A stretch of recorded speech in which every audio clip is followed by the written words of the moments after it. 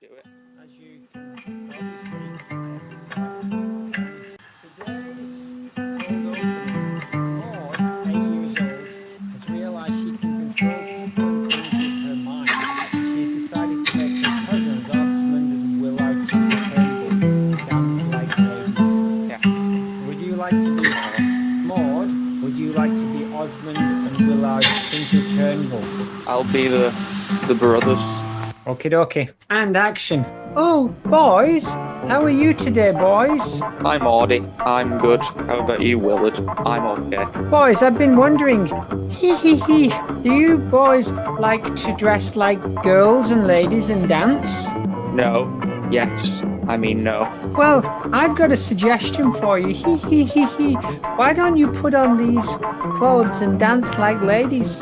No? Okay. Oh, let me just say that one another way. You will put on these clothes and dance like ladies.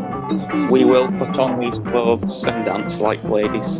Dance, dance. Start the music, and you start to dance like ladies, and you're both spinning around like ladies. Play.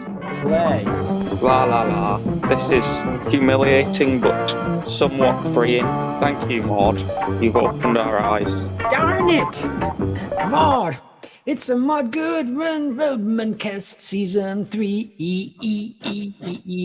Internal tempest of Maudness and madness. And 5 a.m. early bird riser, get that house clean. Niece to Rex, Eliza, Kaz, and Balthazar, and other Turnbulls, and that's canon. The question of ghosts haunts Maude and Jackie D. Madam Shoe Collector and Sketcher, but not a watercolor master. We know she's the low-fat ice milk drinker who stuffs her face with high-fat ice cream. Member of the Moral Caucus. She's Maude Flanders, Internet Podcast, episode 26, aka 24. This is the halfway point of season 3 already, I think, which is crazy. It's crazy. Who would have thought it? 26 or 24 Earth episodes. Yes, in just 8 solid months. Something like that. Just working real hard for the man and for the woman. And hello, good morning, and Ned's next door wife clum. Refuse to ingest any lamb, my ally. Oh, give it a rest, you carnivores. Excellent. Brought to you by the Maudcasting Corporation, a division of Rosner, Dibney, Multiple, Congley, Eels. Sponsors, Ianis Xenakis, sponsor of Clapping. Sponsors, Log Lady, Twin Peaks, what's her name? Sponsors, The Cops in Action, FGBI, Chips. Bradley Walsh and his best chaser, Carpe Diem, Mother Flanders, Rolling Eyes Woman. Fantastic. Also, China National Petroleum. For all your Chinese petrol needs. That's where the big money's coming from. That's where we got the money to rebuild the Tonga Maude Museum. Oh, infrastructure. Infrastructure splattered in between your Mr. Robot references. Yeah, precisely. Precisely, literally. Who is the best chaser? I like Anne, the governess, but I think that the Beast is the quickest and most knowledgeable. I see. But my favourite is Anne Hegarty. What about Sean Wallace? He's good. He's probably second. He has no joy. What about Jenny the Vixen Ryan? Yeah, she's also pretty good. She's from Bolton, so she's a home comfort. Represented England at the 2016 Quiz Olympiad. Ranked 175th at the 2004 World Quizzing Championships. Nicknamed the Bolton Brainiac. Yes, come a long way. Come a long way, baby. Jack Derrida quote. Listen, strap in, mateys. This is you thought the one a few weeks ago was long. This one's like 6 pages long. Get ready, mate. You probably want to make notes. And I better do the voice. The difference between the who and the what at the heart of love separates the heart. It is often said that love is the movement of the heart.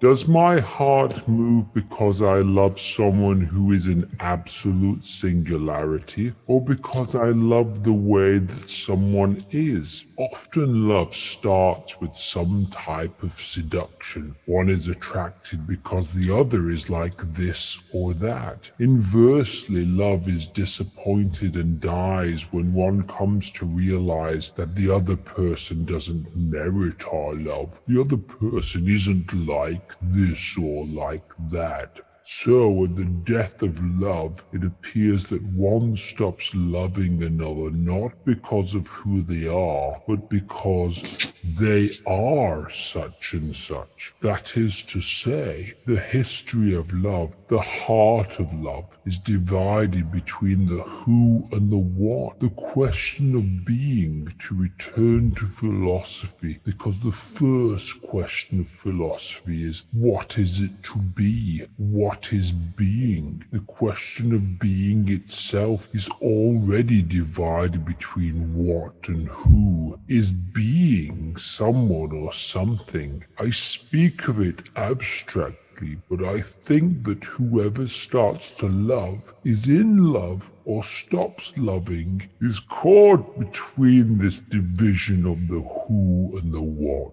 One wants to be true to someone singularly, irreplaceably, and one perceives that this someone isn't X or Y. They didn't have the properties, the images that I thought I'd loved, so fidelity is threatened by the difference between the who and the what. Thanks, Jock. Jesus Christ, Jock. Powerful one. I wrote 5 things down. Please deliver. Love is movement, seduction, dies without merit, who and what, and singularly. Singularly. So Maude in the flashback to, I don't know what film it's parodying, but it's called Dangerous Curves. So maybe that's the name of the film it's also parodying. And you see them on the honeymoon, and Maude buttons up her dead grandmother's pajamas quite seductively to Ned. That's how she lured him in. I think there's some good points there. Maude, we've seen her sort of die inside a little bit, and like her love, she questions her love for people, it seems, in like choice moments. So yes, maybe she fell in love with the idea of Ned, but then over time became irritated with the idea of Ned, but had already fallen in love with the other things, like the kindness and stuff, and that's what keeps her there. Then I would argue that the last half of what Jacques said about basically like monogamy, wasn't it? Like if Ned loved Maude so much, and then Edna came along, there would still be a choice if they were both there. He would still love one of them more than the other, but you don't actually know which one. And not to mention Ginger Flanders, his Vegas wife. Yeah, that's it. I think Jock would agree with everything you've just said there. The difference between the who and the what they are or who they are, what their properties are. Ned's what would be the sort of Christianity, wouldn't it? The sort of stereotypes, and who he is would be the kindness and the sweetness. Being. Yeah, so Maude came for the religion and stayed for the kindness. So I've banned the following listeners from our show. After last week where I decided that I was no longer going to entertain the audience if they weren't pulling their weight, I've banned the following listeners: Vulcan Hyperbole, Debbie78, Hot Pants Hooligan, Krang Greg Chuff, the Belgian O'Leary, and the woman from the north of Wigan who is slow to warm up to things. They have all been banned from listening to our show on YouTube and on Apple Podcasts and all of that because, to be honest, I'm not really sure they're listening with the right attitude. I've seen some of them put the podcast on the background while they're doing something else. I've seen some of them download the podcast and then not listen to it properly. I saw one of them put the podcast on and then just start talking over it. You're all banned. Insane. We don't want your type anymore. Take it off and go listen to some second-rate knockoff Maude Flanders podcast you're no longer wanted. How about the one that listens to it on like 1.5 speed? Is that okay? They're very close. They're pushing it. That's a borderline infringement. So we got a Maudio commentary today, or do you want to do a Mauditorium? We'll do a commentary. This is still a very short list, though. Call me old-fashioned, but I rate a list by the quality of the things on it, not its length. Good. Is this one of the Maude commentary? Is it a mime? Yes, this is part of it. There you go. Between 1 and 10, but not 8. 3.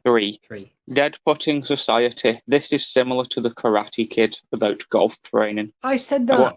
No, I didn't say that. I made that note because I'm pretty sure you did, but I don't know if it was about that episode. You said something was very much like the Karate Kid, and then you said, in fact, no, it's not. And I thought they had made the same point as you, but I couldn't remember if it was the golf episode or not that you said that, or if it was later. But I'd like to make a bold claim that Maude's entire life, her character Park is like the Karate Kid. Would you like to add to that? Or Yeah, so the bit where she falls off the stadium, that's the bit where Danny gets kicked and he has to go into the changing rooms and like Mr. Miyagi rub his hot hands all over him. And her when she comes back from the dead, that's when he goes back into the arena. And I imagine some point around season 40, she's gonna kick somebody really hard to the face. And then he'll leave. But she came back angry. Oh no, that's just when she re-enters the ring. That's just after she's had her legs swept. Now we're just waiting for the metaphorical crane kick. Good. Have you seen that thing about how Daniel LaRusso should definitely have been banned for the kick that he did because it's incredibly dangerous to just kick someone directly in the face? It's like you can't do that. There's a video about how he's the villain as well, isn't there? Yeah, tell you who'd enjoy that. Jock Derrida, Jock the Pen Derrida. He'd like that kind of postmodern nonsense. Save it for the Miyagi cast. Now we've been messing around a lot here, but you know what? I think we've come under on our banter in the last 3 episodes. I'm not going to go too far into what's been happening at the MFIMDB. You can tell me a little bit, but what I'd like to do is just check in today with Captain Rex Wolfman in the MF5, the space center that's been run by dogs. Also the third brightest object in the sky. So why don't you give him a ring here on my phone? Thanks. I just need to go to the bathroom, but I'll be back. But you give him a ring. Okay. Ring. Well,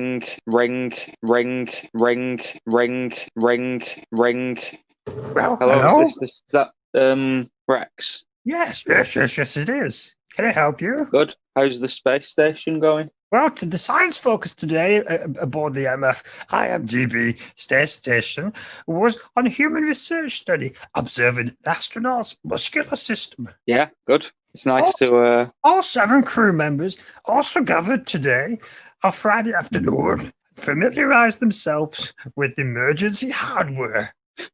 Good. All very above board then. Everything's running. This is probably our smoothest run Maude museum, so thanks for all your hard work. How's Flim Flam doing? Flim Flam's okay, but I miss Todd Rodman. Or is it Rod Todman? I miss him. Oh yes, Todd Rodman. Well, give him our love. He's upstairs. Ruff, ruff. He's upstairs with the Rod and Todd Hobgoblin, just watching some Mrs. Brown's Boys. So I'll get him to Skype you. Give him our love. Tomorrow. Give him our love. Ruff, ruff. Bye. Gotta go. The external molded arms buckling. Bye. Ruff, ruff. Bye, good dog. Oh, I just heard you then coming in and saying good dog. Thankfully, you'd hung up before you said it, because one thing Captain Rex Wolfman of the Hound Pateers 3rd Division, he does not want to be referred to as a good dog. In the dog world, that kind of condescending behavior will get your leg bit. I see. I'll make a note of it. Anything else you want to mention about the MFDB and all the nonsense that's going on before we move on to some content? No. The Worsley Mains, remains of the burned down milk factory museum somebody's put in a bid. The artist Isabella Rossellini has put in a bid for the structure. So I don't know whether we should consider selling it or I would going ahead with the rebuild. I've heard rumours that Rossini is a proxy for Stamp Corp, StampNet. I see. And I'm just worried that we're facing a secret and sneaky hostile takeover from those Twitch billionaires. That seems accurate, doesn't it? Seems like the kind of thing that they pull. Absolutely. They've been too quiet, except for their all-night raves that they're having on a nightly basis. They've been all together too quiet. Yes, Twitch all-night cat raves. Those billionaires. Exactly. I'm going to think those working stiffs what's got to get up at 11. Open up that museum. Precisely. Hoover, dust. Shall we move on to content? Sure. Don't think we've mentioned that it's a bongo cast. No, but the title of the video will have given it away. Yes, that is true. You get people on YouTube and they say like, oh, and today's episode's going to be about this. But everyone knows that because that's the title of the show. Give us a little bit of context, Zaz. Okay. We're back into Bongo World and we've got five new Maude appearances. They're not in any kind of we're not doing the Bongo cast chronologically. I'm just sort of picking the ones I would like to look at, and but there's still a lot of good stuff that we've got saved. Probably enough for about 5 Bongo casts. Excellent. 4 very short cameos, I would say, and then 1 super big appearance. Well, kind of. Maude is actually only in 3 of these 5 comics officially. Yes, well, let's not go too deep into giving the game away. Our first comic is from Simpsons comic number 24, Send in the Clowns. Your helpful little blurb at the bottom says, a poison glass cloud arrives in Springfield. Is that a typo? Does it say glass? Yeah. Glass I with a didn't double notice F as well, GALSS. Oh, I think that's just a complete mistake. I've noticed that any time I've looked at that. Anyway, I like the idea of a poison glass cloud. That is better. That in my vivid imagination. You know, last night I was having a dream, and in the dream, somebody phoned me up and asked me which character had spent most screen time in the Star Wars movies on screen. And you know what's Wonderful. weird? Because I'd never thought of that question before in my life, and yet in my dream. So I looked up the answer this morning, and who do you think it was? Leia? Oh, no, she's like 6th. It's got to be one of the... He's somebody like who's D2, C3PO, Nope, much more obvious than that. Luke, He's third. Luke's 3rd. Vader. Anakin/Vader is 1st by a considerable margin. I was going to say that at first, but then I kind of forgot that. Well, he's not in any of the last 3. A few little cameos of his mask, but no, he's not in it. But he's in. Yeah. He's heavily in the prequels, which doesn't Yeah, star that's any true. of the others, more or less. Very true. Anyway, we digress. Maybe that is because I mentioned Maude's screen time to you a couple of days ago, so the idea of screen time was in your head. Definitely, and that also makes a very strong connection to this podcast. Yes. Let's get started. So this is a 3-panel comic, and the first panel, a particularly wacky-eyed looking Maude is leaning out of her window shouting, "Hurry, Ned, they've interrupted the judgmental hour for a news alert." We cut to the second picture in which a grey-haired Rod is sitting with the family. They're looking very, very worried. Maude's face is very pinched, and they're in their living room in front of a bookshelf on which every single object is colored blue, including the shelves and the books and all of the items on it. Citizens are asked to remain in their homes and to take the necessary precautions to avoid direct exposure to this noxious, gaseous filibuster. And the third image from this strip, they are now down in their bomb shelter. So we can either believe that this is a rebuilt or it is another one. But this one looks like it's made of pretty heavy duty metal. And Neddy, they're all holding hands with their eyes closed. Maude is squinting her eyes super tight, because you know the tighter you squeeze your eyes together, the more the prayers work. And please, Lord, when Armageddon starts a rocking, we pray the neighbors don't come a knocking. That's a callback to the episode with the meteor, so very good. And on the wall of their shelter, they have XXX, God bless this XXX shelter. XXX, God bless this bomb, XXX shelter, XXX. Now, I'm guessing from the religious bent that they don't know what XXX means. Otherwise, they wouldn't have peppered their bomb shelter sign with these lewd displays. Anyway, what do you make of that? Yeah, I've got some notes. The first thing I was going to say is that this came out in September 1996, which places it roughly the time that season 8 starts, because I've only just learned that almost immediately now. One of my notes was, is this foreshadowing or a callback? And it is obviously a callback to the bomb shelter, but the bomb shelter got destroyed. So this means that they've had to rebuild the bomb shelter since then. Either that or they do have an internal panic room. So unless they've just moved the bomb shelter stuff there. First panel, the notes I made are, we're already back into the comforting laziness of Bongo World in the entire, the poison gas cloud, these 3 panels are the culmination of the margin chains, Osaka flu, and the comet just combined. They're just waiting. Those 2 things that have already been done, they are just waiting to relive. My second note is lazy eye, because she's very all over the place, it seems. And judgmental hour is really lazy. It's like, oh, we need Maude to say something out of the window. What would she be watching? Ugh, I don't know, something like the judgmental hour. And I think that's how much thought went into that line. Yeah, and for me, so we saw that thing the other day called the Dark Simpsons, where people had essentially edited together either images from comics or stills from the episode or even videos to retell stories by mashing up multiple stories, and the stories are always super dark. That's cool. That's way cooler than this lazy, just like, let's mash together several episodes and hope no one notices. What's going on with Rod's hair? Why has he got grey hair? In both panels, so it's not like it's a one-off color mistake. In both, yeah. He, I don't know, maybe he's terrified or covered in flour. Could be. Maybe they were making some pancakes and in all the kerfuffle running down to the bomb shelter, they had to the flour went all over his face and head. It's unlikely, but worth considering that they could have been making a home movie Scarface parody with Rod as Al Pacino. That's highly unlikely. I imagine they wouldn't been remaking It's a Wonderful Life. Clearly, they were watching the Judgmental Hour, so we already know what they were doing. Or listening. Yes, it could be a radio show. It does look like it's on TV, though. I'd like to know a little bit more about the Judgmental Hour. What can you tell me? I don't really know. I imagine it would be like...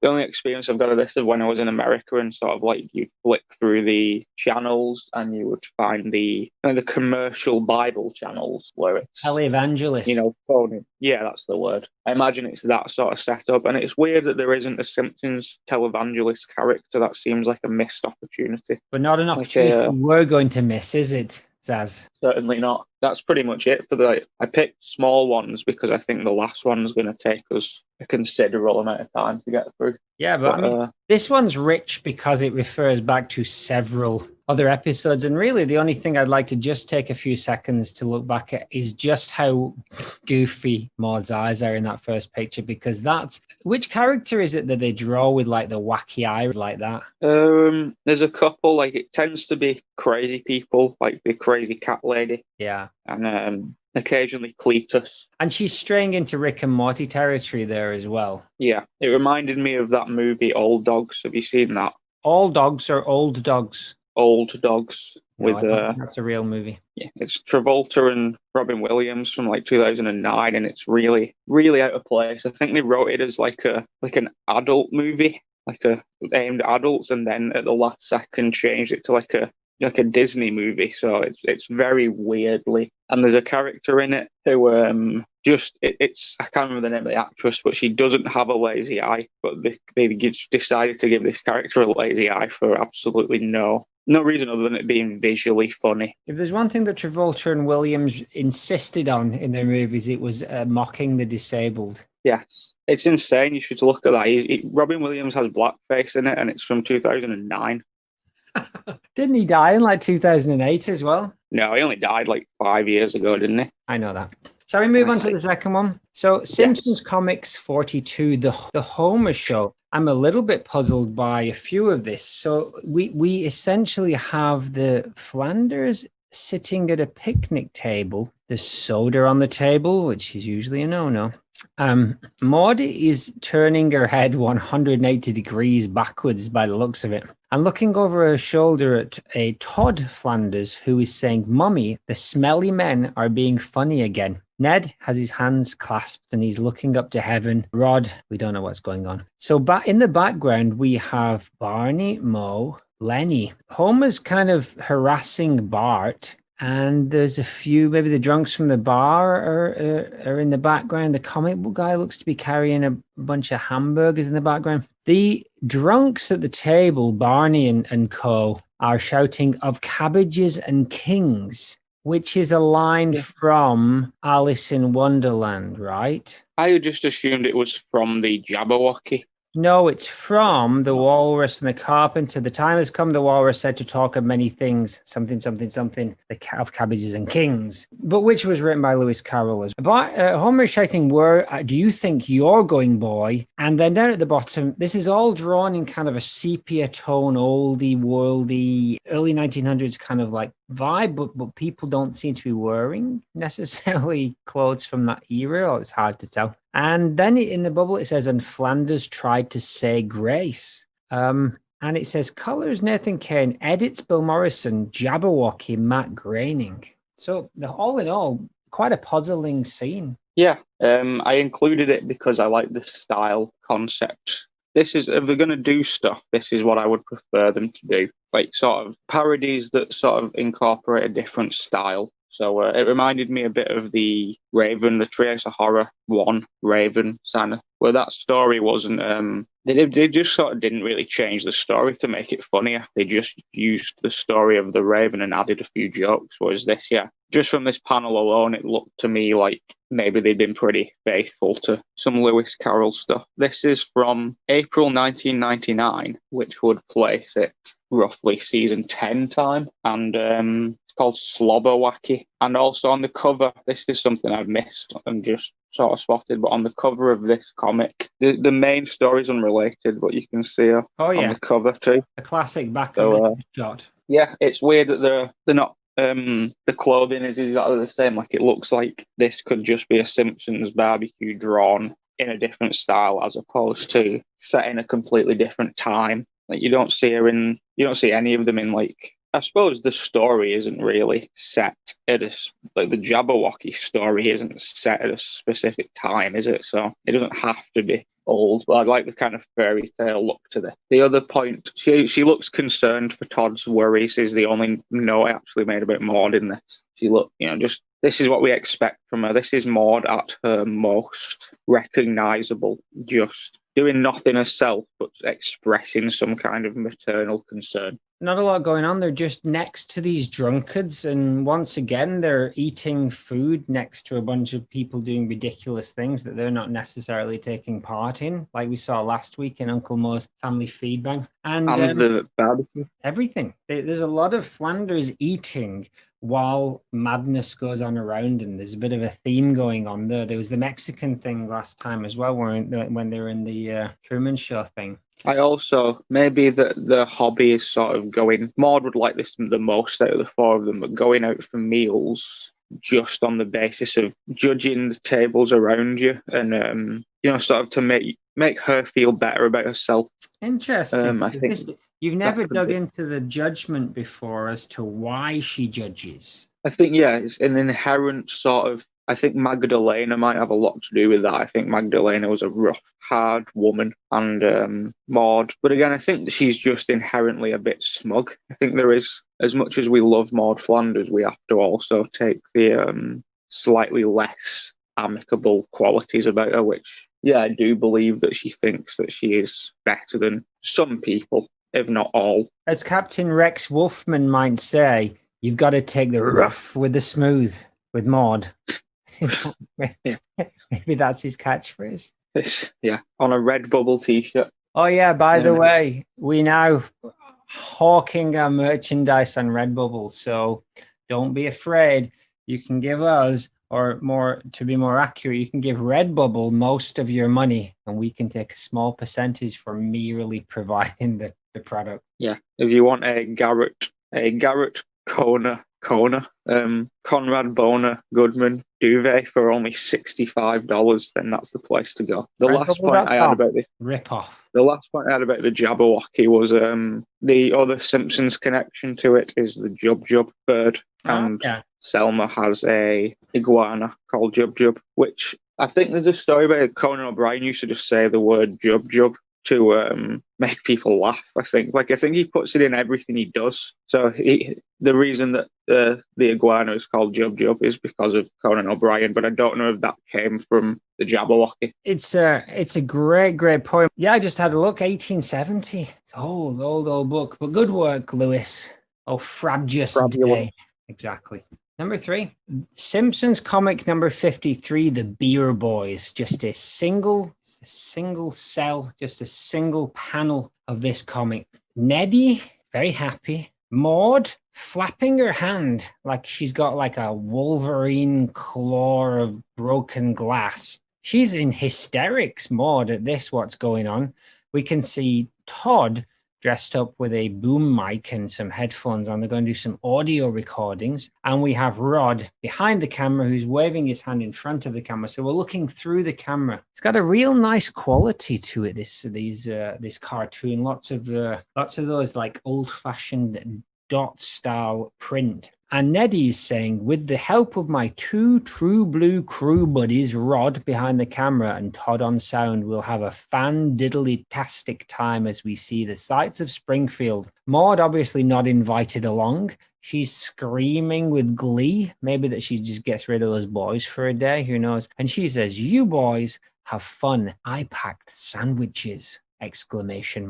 Yeah, short one. Short but sweet. 4 notes. Sandwich maker confirmed, which we already knew. The first time we see her, she's making club sandwiches. But this is, I've seen this a couple of times actually. I don't think it's a running thing more so than just a coincidence. But there is a clip from the Rod episode. I think it's like season 17, and you see Maude in heaven at the end. But there's a clip earlier on in the episode where Rod and Todd are being babysat by Marge, and she's like listening to them pray. And Todd asks God to ask Maude to come to Ned in a dream and teach him how to cut sandwiches better. So it's obvious that Maude had this down to an art. I'm not surprised. Let's add sandwiches onto that short list of things that we know Maude likes to make. Yeah, she's very excited in this. I thought she was singing at first as well, just from her two hands.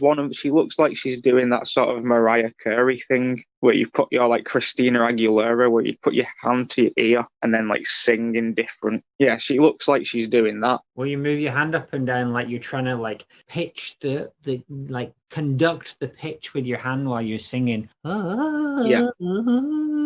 That kind of stuff. Seemed like that was I think she's just really excited, which is weird. Maybe she's got like 6 tubs of ice cream in the freezer.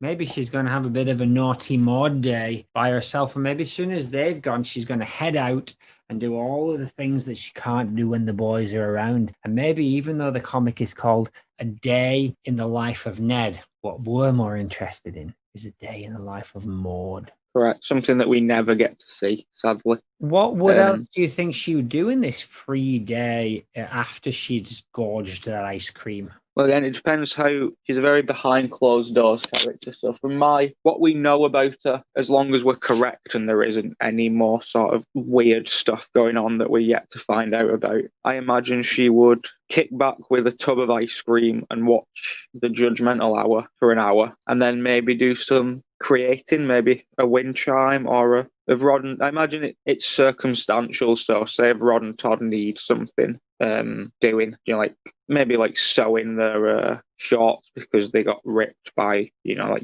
doll, something along those lines. And then I think she'd get bored and start doing something for somebody else. Like she'd start prepping like the meal for when the boys got home or something. I don't think she's too concerned with filling her time with. I think she'd probably feel better doing stuff for others as long as she likes those people. Out of a sense of duty or a sense of love? Yeah, both, I would say. Like just sort of inherent, sort of like she knows what she wants her responsibilities to be as a wife. She knows what kind of wife she wants to be. And we can see this from the fact that she's very nuclear family, traditional 50s kind of, she stays at home and she wears an apron and does the wind chime making. Do you think she's going to watch the film when they bring it back and be genuinely interested in a day in the life of Ned? No, I think she knows that this is one of his hobbies, and she's not really I think she knows what the day in the life of Ned looks like, especially if it's being filmed. It's sort of just going to be I didn't even she's not in the rest of the comic, so I didn't read it. But I don't actually know what a day in the life of Ned looks like, but I can guess it's like homeless shelter volunteering, then going bothering Reverend Lovejoy, and then, I don't know, taking Rod and Todd to the park or something. I don't think it's going to be anything wild. And having a flutter on the GGs. Yeah, I imagine she's very much of the, that sounds fun, you guys go off and do that, but it's not for me. But not in a hostile way, just in a, she's comfortable not being part of it. To be honest, if she did present that sentence in a hostile way, you would suggest there was a problem with her. You go and do this by yourself. It's not for me. That's exactly hardly the kind of loving loving spoonful that we'd expect from Maude. So this next one here, or is this the fourth one of 5? I have 2 more brief things to say. Go for it. In that one, why is she wearing an ascot? I mean, I don't know. Why is she wearing like a Freddy from Scooby-Doo kind of ascot? He is dressed just a a lot white- like Freddy from Scooby-Doo, you're right. Yeah, and I don't really know why. It seems very formal to say she's staying at home all day and doing nothing. Maybe she is going somewhere. Yeah, I mean, the fact is that maybe she's arranged something knowing these boys were out and about. She's looking delightful. I think the ascot suits her. And Maude, feel free to sport that anytime on the Maudecast. We won't say no. And my last point was, this is just a bit of research, but in the episode where Ned and Edna get married, Edna takes an interest in Rod and Todd, and she goes to a parent-teacher conference at a Christian school for them. So that sort of confirms vaguely where they're at. But again, they're all over the place. Sometimes they're in the canteen, but not in the classrooms. Maybe they just sort of roam free in the daytimes. Latchkey kids. It's a weird one. You'd think that the Flanders would put a large emphasis on high quality education, but it's unclear as to where these boys get it. Yes, especially following the death of Maude, because Ned can't homeschool and run the leftorium, but they still don't regret it, really. Maybe there's a little left-handed classroom in the leftorium. Maybe. So here's a question about the Bongo Cast that we kind of talked about last time. Is all the Bongo Cast in an alternate Simpsons universe, or is some of it?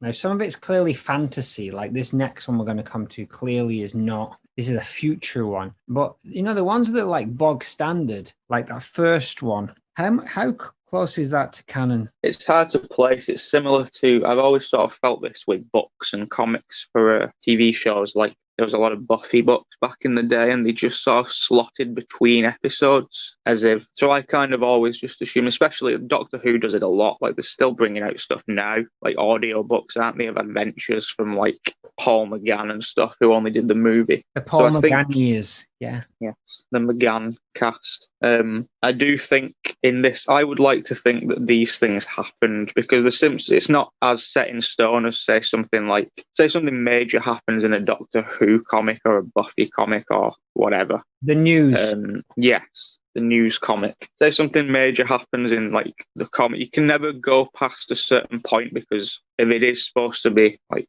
canonical, it doesn't make sense that they wouldn't have addressed it on the show. Whereas Exactly. with The Simpsons, you don't really have that problem unless it's something like, and they seem to reference the show within the comics. Again, like Maude does die within the comics as well as the show, so she is gone. So it must.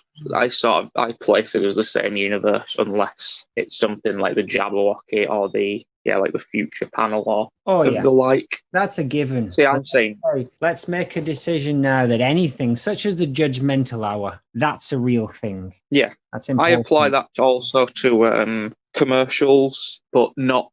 I would say Tapped Out is its own universe. Outside of that, I would sort of say everything is Maude canon. Everything outside of the games. Let's take it on a case-by-case basis, but we'll say the bongo is canon. Yes. So this all happened to our Maude. I like that thinking.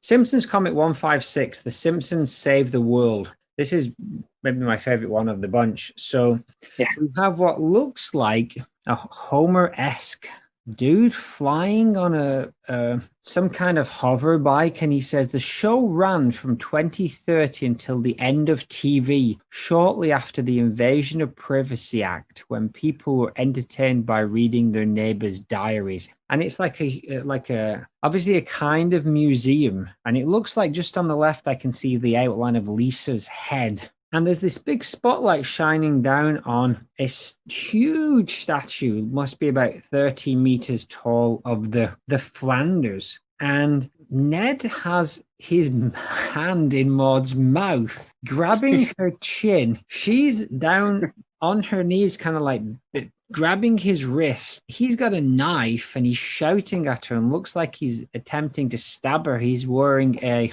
skull on his jumper. Todd has a scythe and he's hiding behind Ned's leg, and Rod's looking off to the side with a gun. What in Jiminy Cricket's name is going on here? I'm less good at context when it comes to the Bongo Cast, but I think from what I could sort of vaguely tell is that this is Bart Bart's imagining a future in which the Simpsons, sort of like the real world where there would be a Simpsons museum, but as if they were, like a Kardashian style, as if they were a famous family within the world that they live in. But I get you. Because so much time has passed, like this is 200 plus years in the future, whatever. Obviously, they're making the sort of comment that, the story's changed, like Purple Monkey Dishwasher. Things have been added or like altered. So obviously people think that the Flanders were the devil family and Ned murdered Maude in terrified cold blood. Yeah, Maude is staring at him with like wide-eyed and just in terror. But I do like it when they do that kind of like looking back from the future with totally misguided understanding of history. I kind of did that in the play, right? The Wiggins Forgetting play that I wrote, where they're looking back on the 1990s, totally getting all the facts wrong. And I think it's fun. It's a fun trick, so good job. This could possibly be the furthest in the future that we've seen the Simpsons in any way. Like, I don't think we've ever gone 200-300 years into the future like this before, with the exception of the TV show Futurama. But also in our world, this is the furthest into the future we've been. I think this comic is from July 2009. Oh, so we're in this decade? No. Oh no, last decade. Close.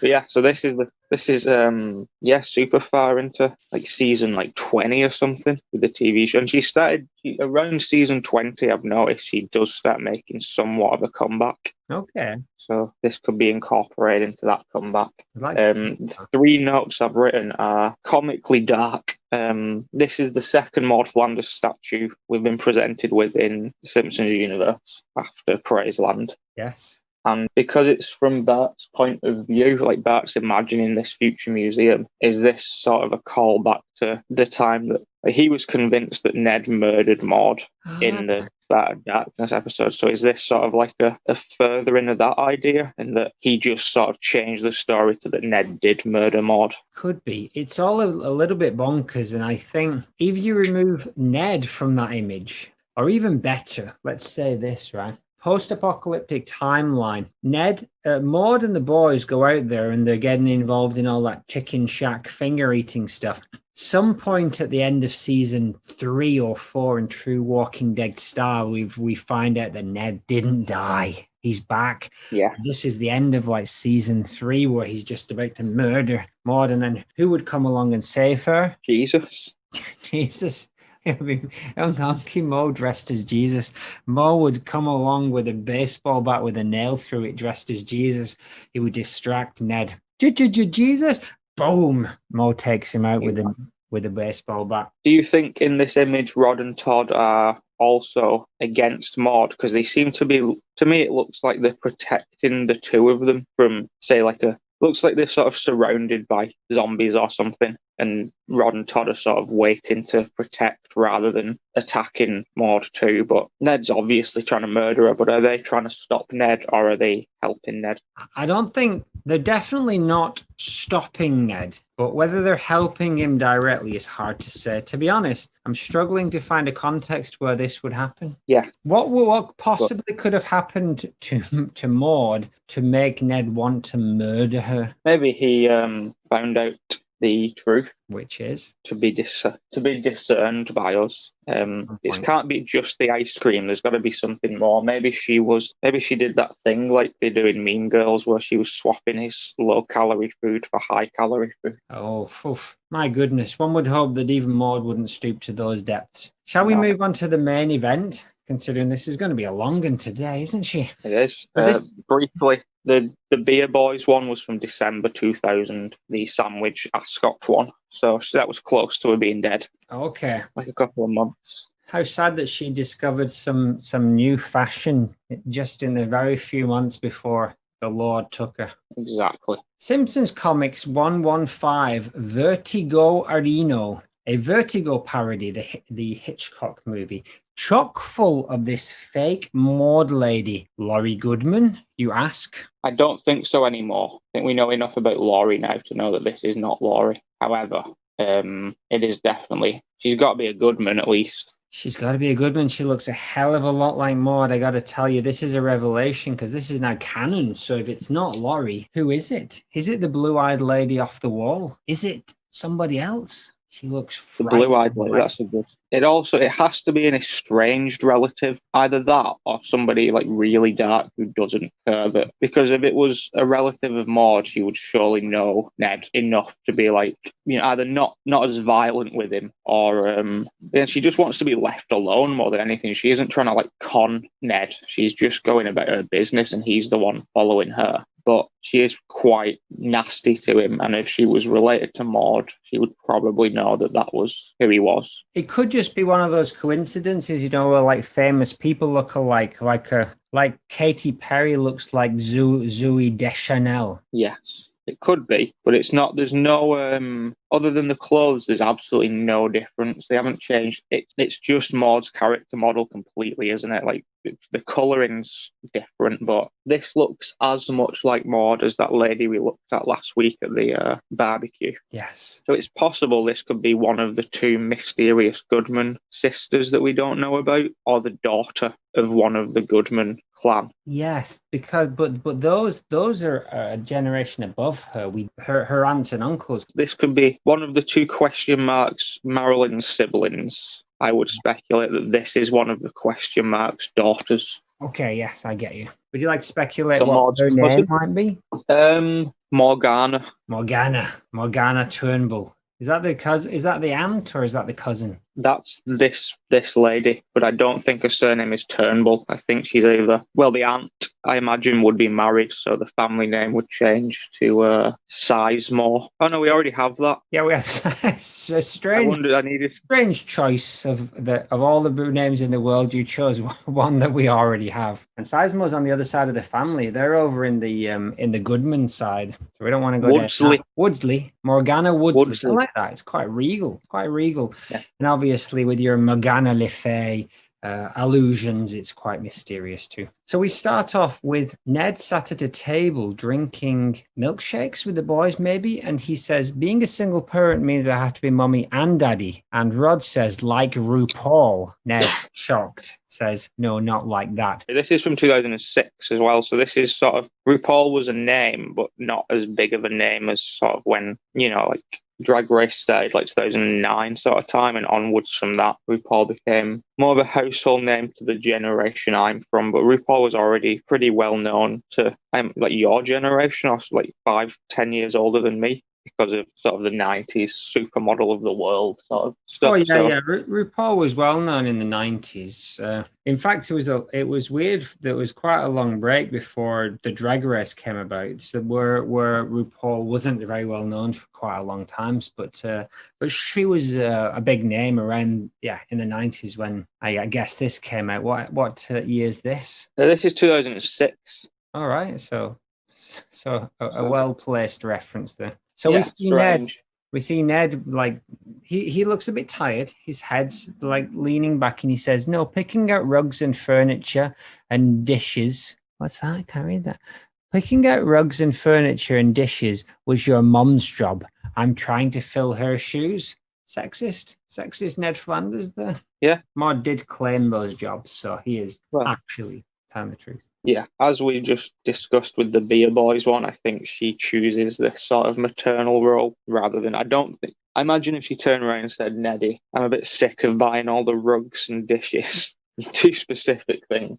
I think he would be like, oakley dokley, we'll, you just do it 6 more times and then we'll deal with it. But I can't see it being, this is your role, you're the woman. We don't know. But Neddy's drinking his milkshake. I think now that Maude's gone, they've let their guard down a little bit, and they're slurping on some Slurpees. And the boys, I'm glad to see that Rod's hair is now bright red again. And Neddy does a double take. He goes, "Not that I'm wearing your mum's shoes or what?" He turns and he looks into a green car and he says, "That woman, she looks just like Maude. And this is a straight up Hitchcock. So you zoom in on the car, you see Maude a little bit closer, you see her closer again. Now here, her features are a little bit more, I think, pointed. Maybe I'm reading too much into this, but definitely she's got she's got pink eyeshadow rather than blue, and she's wearing like a grey suit. But yeah, I can't quite tell if there's any differences in her, or whether it's just those external things that are different. I would argue that this Maude looks more accurately like Maude than some of the comic Maudes we've previously looked at as well. Yeah, it's like they've done their best to draw a Maude who's not like the Bongo Maude, but in doing that, have drawn a Maude that is much more like the Simpsons TV Maude. Yeah. Again, we're back in Hitchcock territory for like the 4th or 5th time with Maude. So we definitely had Psycho. Now we've got Verti-Go. What else have we seen with Maude? We've had Rear Window. We have, haven't we? Yeah. I'm sure there was 2 Psycho references relatively close together, because there was the obvious one when she looks behind the picture. Yeah. I'm sure there was another one around that time. So there was the one where something goes down the drain, as in the shower scene in Psycho, but I don't think Maude's related to that one. No, there's a lot of Psycho references in general, but I'm sure there was another direct Hitchcock reference with Maude, but Okay. I'll look into that. But we've definitely, this is at least the 4th one. So something weird happens here. Suddenly Homer is sat at the table with Ned. That was just editing. He's not there at all. The boys have now disappeared, and we see the name of the shop is something. I've got the Shakes is the name of the shop, which is pretty funny. And Ned shouts, "Oi there, yo there, we'll follow her." And Homer shouts, "A car chase? I call shotgun." We see the Maude lady, Morgana, driving stone cold. No emotion on her face. She stops the car. We don't know where. A car park has suddenly appeared out of nowhere. And Ned and Homer are now on the prowl. Homer has a pair of binoculars with him, which is very lucky as well. We're definitely in Bongo land here. "Keep down, Homer. I don't want her to see us." Homer says, "Are we just going to keep following her?" And Ned says, "What am I supposed to do?" Just very weak. Yeah. I think I connect some of the confusion you're experiencing is because I've cut out panels again. So this is much like the clips I send you. These I'll cut around things that aren't relevant. So this isn't like when it changes from Rod and Todd to Homer. I think there's been like a page of comic in between those. Okay. It's not just like, but and again, similar to when she pulls up at the car park. I think there must have been something between those things. He could TV show Ned would just approach this woman. Yeah. Very matter, especially with Homer. Though it wouldn't be. It's sort of strange that they've said, like, no, let's hang back and do nothing. It's not like either of them. And creepily hide between these cars with these binoculars that I just haven't. We'll just leave the boys here.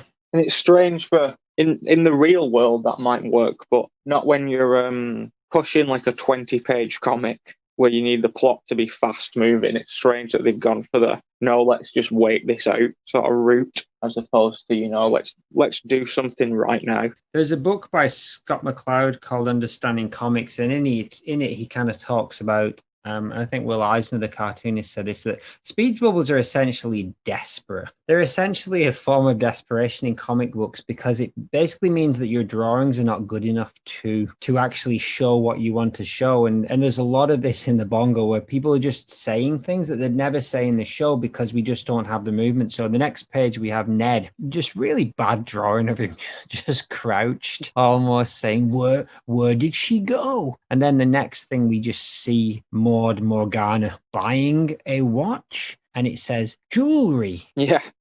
Is she buying it or is she stealing it? I mean, she's looking at what seems to be the clerk, and like there's definitely a guy there that she's talking to about the watch and showing it to him, and he's behind the case. I see. It's weird that he's very surprised. I suppose she doesn't actually wear jewelry that often, but it's weird because it's sort of downplaying Ned's intelligence a bit, because they're now playing it as if, why is he gobsmacked that this woman who looks like Maude isn't actually? Is he optimistic that this is actually Maude? Like we talked about some kind of, somebody took a body and brought her back, or she didn't die, or, like she faked her own death and moved away. Like, is he optimistic that that's going on, or does he just think, well, Maude wouldn't buy jewelry? He doesn't seem overly optimistic, and Morgana Maude has this just cold look on her face. Now, she's just been showing this watch, or the guy behind the counter just showed her the watch, and then almost seconds later, she just drops it into her bag. Ned, who's creepily hiding behind some clothes, shouts, Maude was never much for the bangles and beads. And he's right, she wasn't. But then, what? He's surprised as she drops the watch into the bag. And here we go. Ned says, she stole that watch. My fake Maude is a larcenous Lois. So he does acknowledge that it isn't Maude, at least. That's good. That's healthy. But yeah, I don't know. Ned is this isn't uncharacteristic, to be honest, from the TV show, in that he does season 12/13, maybe. He is a bit mental. He is very like when he takes the singing lady, stays at the house instead of having to drive to a hotel like Ned offers for her to stay. And it's the weirdest he's ever been. He cuts her in her sleep to try and make her look like Maude. Oh, yeah. So this sort of isn't that extreme that he's following her, to be honest. The weird thing that without any revelation, the comic hasn't really played into any of this, the psychological depths. But he just knows it's a fake Maude immediately. He's not even like, well, Maude's back and she's a criminal. He's just like, well, this is a fake Maude. And not even because she stole. He just says she's a fake Maude. It's true. And then this is quite a dark path that they led him down. But this, again, it sort of fits into the time as well, 2006, of him being in this phase where if he did meet a woman, pretty much through until Edna told him that, she wasn't going to change her ways, or she wasn't sorry for her past. Until that point, any woman that Ned interacts with or dates or finds, is endeared towards, he does his best to try and just mold her into being Maude. He does it when the Vegas wife comes back. She eventually runs away because of them just trying to turn her into Maude, basically. You don't see too much of it, but it's implied that, she's had enough of the niceness and cutting the lady's hair to try and get her to look like Maude. So I imagine he's thinking at this point, he doesn't, his mindset would be he doesn't care that it's not Maude because he can shape her into being Maude, and this is even better because she looks identical. So he can, he'll basically have Maude back if this works out the way he wants it to. And almost as if Jacques had predated this in his quote that he sent us this week, that it's not so much the outside, the whatness of Maude, but the being, that being of Maude. And that's the hardest thing for Ned to change. Surely it's easier to take someone who doesn't look like Maude and make her look like Maude if they already acted like Maude. But to change those hearts and minds, good luck, Ned, but you're on a hiding to nothing. I think a funnier joke for me would have been had he got really close at the end, that it would have been Mo or something like that, and his glasses would have been had some smudges on it or some really cheap way out of it. But no, they continue with the Morgana Maude, and so Ned decides that he is going to stop her and make her see the error of her ways. So he chases after her and he grabs her arm. It's the second picture in a row in which Ned has manhandled Maude. And Maude shouts, "Hey!" Ned, shocked, says, "It's not too late. They won't prosecute if you step back inside." Maude shouts, "Who are you?" This may sound crazy, and it's a long story, but I think destiny brought me here to save you from yourself. And fake Maude, Ned reaches into her bag. He's still got her hand. He reaches into the stranger's bag and pulls out the stolen watch. And she shouts, "So you're not security?" I don't even think Maude would stand for that. So it's weird. I don't think Ned would walk over to Maude and grab her arm and delve his hand into a bag even if he was suspicious. That's not how he would go about this, because I don't think even Maude would stand for that. So the fact that we're dealing with somebody who is a lot more peppermint than Maude is, it's very bold, very weird and bold. But again, it's not out of place. He's a bit of a wild card, but the thing is that fake Maude, he knows it's not Maude as well. And we can only assume that this is post-board. He is losing his mind. And maybe in the Bongo cast, he loses his mind a little bit more than in the regular. Yeah. But fake Maude, Morgana, is not the wallflower type, and she turns around and she whacks him in the nuts as hard as she can. She kicks him in the nuts. He shouts, "Oof!" We see the word punt as her heel connects with Ned Flanders' testicles, and a red flame comes out. Fake Maude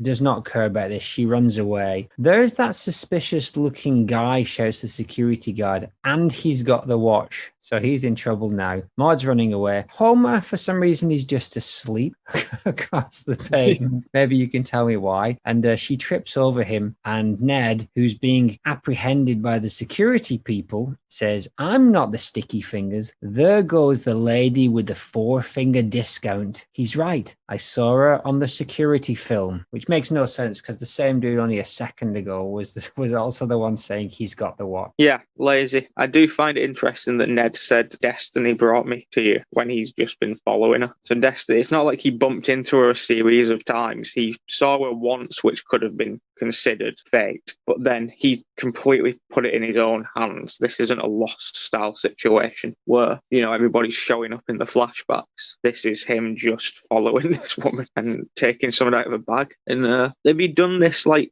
a bit further down the road, there wouldn't have been as much of an issue. Like, she still would have kicked him, but she then would have left and he would have had the watch and he could have taken it back without problem and said, well, I brought it back, go and look at the security cameras to prove I didn't steal it. Whereas I think Homer's been knocked out, but I can't remember who by. It wasn't Maude, because it would have been in there. Yeah, very violent as well. Homer has been knocked out just outside this shop and he's passed out in the street. Fake Maude is now running away and she's been caught. And just at that very moment, who turns up but Mo? Or is it a fake Mo? Because he's got a bow tie and he's looking a little bit rougher than usual, and he shouts, "Come on, Maude, we're out of here." And so I guess it is the real Mo, and he thinks she's Maude too, but he thinks that Maude's turned to a life of crime, and that's just right for him. So fake Maude shouts, "And who are you?" "Oh, who cares? We'll be like Thelma and Louise, Maude," says Mo. "Just hit the gas, monkey face," as they drive away. Yeah, good timing on Mo's behalf. Again, we can just chalk it down to laziness. It would have made more sense. Again, this isn't out of the realms of doing with a comic. They could have had Mo in the store at some point in the background. Also, just one panel of him looking over at the Maude with some kind of shot to explain how he knew what was going on where she was. Like, because as far as we know, it could have just been very holistic. Like, he could have just been driving by, seen Maude, and just flung the door open in that moment. And this could be like, he's not really thought it through yet. But I would like to know what happens next, because I do think this is the real Mo. I think it's the real Mo. And so there's some gaps, but it's not the real Maude. And so we got to work out what happened in that crazy lost weekend when real Mo took fake Maude and no doubt ended up handcuffed to a bed in his underwear. I think Most likely. There's no other way that story ends, to be honest. It's interesting that the things that Ned doesn't like about this woman that he wants to change are sort of like the things that Mo probably felt about the real Maude. He would have preferred this kind of Maude the whole way through. So this is it wouldn't be insane for this lady and Mo to stay together, but it would be quite troubling for Ned. But I imagine that she either ditched him I imagine she just pushed him out of the car at the next gas station and just left him, and there was no. So I don't think she would have, because she's already said just drive like monkey face. So she's not going down the seduction or like the damsel in distress route. She's just, using him as a tool to escape. And then I think at the next possible opportunity, she'll push him out of the car, and then Mo will just never tell anybody about it out of humiliation. Ned and Homer might not have seen him. I wonder if one day we'd be lucky enough to hear Morgana's diary and find out a little bit about how that happened. But it won't be today. Yes. This is gold. Every panel. We're almost there. So we see Homer with his head stars all over them and Ned. Do I feel like a silly willy thinking that anyone could replace Maude? Be Arthur. Were. We get a straight up Maude TV show reference. But I guess there was a reason for all of this. Maybe this will set that carbon copy Maude on a path to a better life. You said it, handsome stranger. We cut to Morgana in the back seat of Mo's car. It's Mexico for us, Maude. they're not sending my baby to the chair. I don't think you got sent down to the chair for stealing a watch, but who knows? And I'm just a man and you're just a woman, Maude. And Maude does say it was just a watch. And then it was just a watch. And then we see the police in pursuit and we see the car driving off into the desert, the Springfield desert. And we hear Maude, fake Maude, saying, "Who's Maude?" And we see the end, but not the end question mark. I suggest it should have been the end question mark. Just the end. Definitive. Yeah, that's a bit, I kind of forgot there was more to that, what I just said, but I still think the abandoning situation works. I think that they probably lost the police relatively easily as we're dealing with Clancy and the gang, presumably. I don't think they would have had too much trouble. And then, yeah, I think she would have just left him in the desert somewhere and he would have had a grueling journey back. We got to break him back. She went off. Yes, like Saul.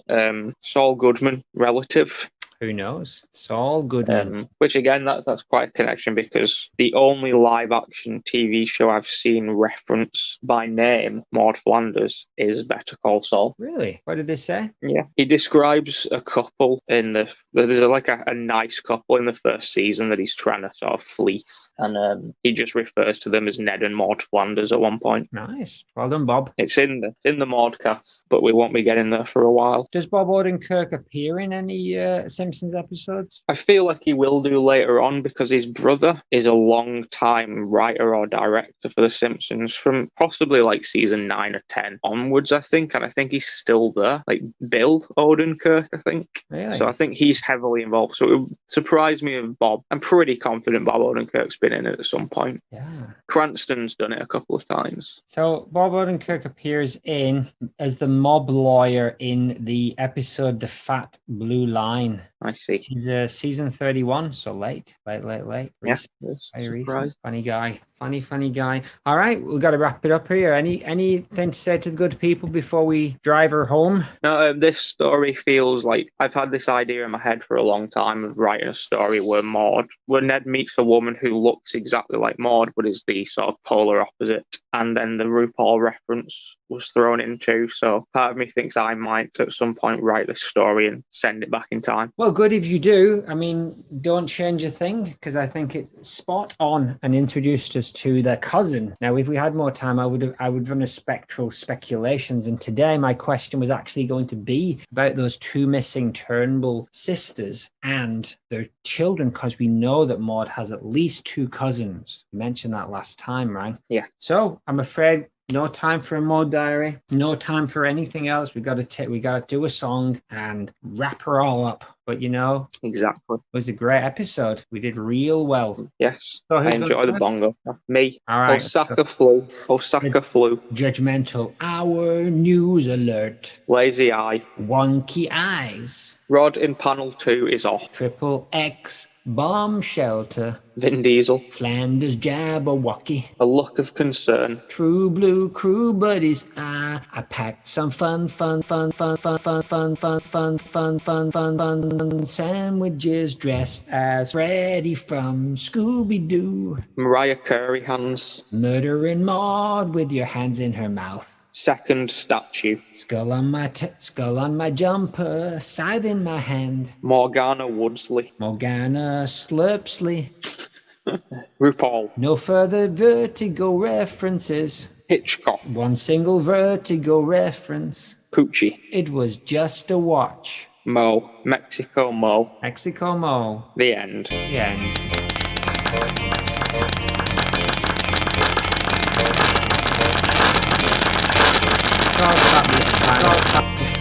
After my Zanakis clap thing. Yes, I enjoy that. Good work. Lots of bongoing. Alrighty, well, I'll see you all around.